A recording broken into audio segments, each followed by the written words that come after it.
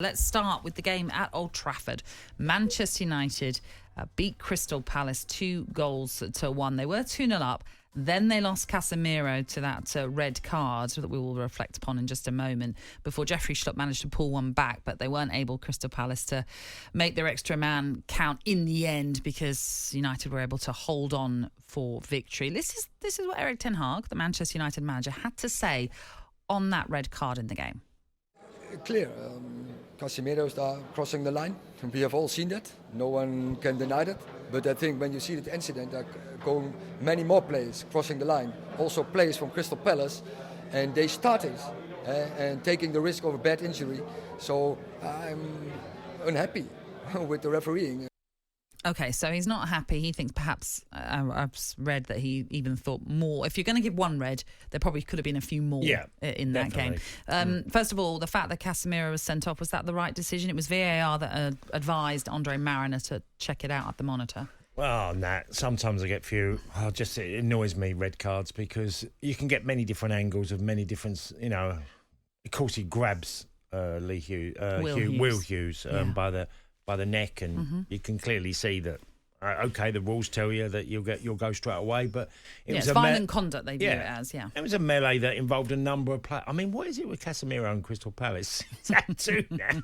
It happened at Selhurst Park. They rile him, obviously. I mean, now he's got 3 games out. They've obviously got no Eriksen, so the midfield's been, obviously decimated. They'll have to go back to McElhenney and Fred, but.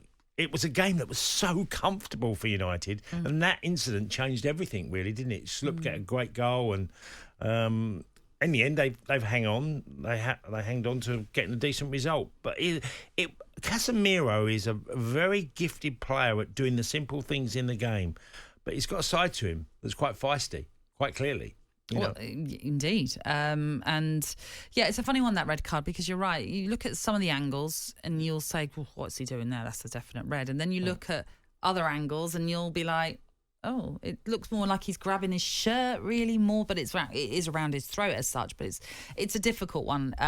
Ultimately, though, it was a violent conduct red card that was given for Casemiro, and it does mean he misses their next 3 games. And we know what an important player he has been for Manchester United's season and their resurgence, certainly. So it means he'll miss the 2 Leeds games, because let's not forget they've got back-to-back Leeds games coming up next, followed by their home game to Leicester. So they're the 3 that he'll miss. Do you know what made me laugh, though, Nat? Because this has become quite common in the game where managers who sub the sub. And Garnacho only had, 15, 20 minutes on the pitch? He'd been substitute. He came on as a substitute, and obviously Ten Hag has looked at it and gone, "We got to make another one." And the lad that's gone on is coming off.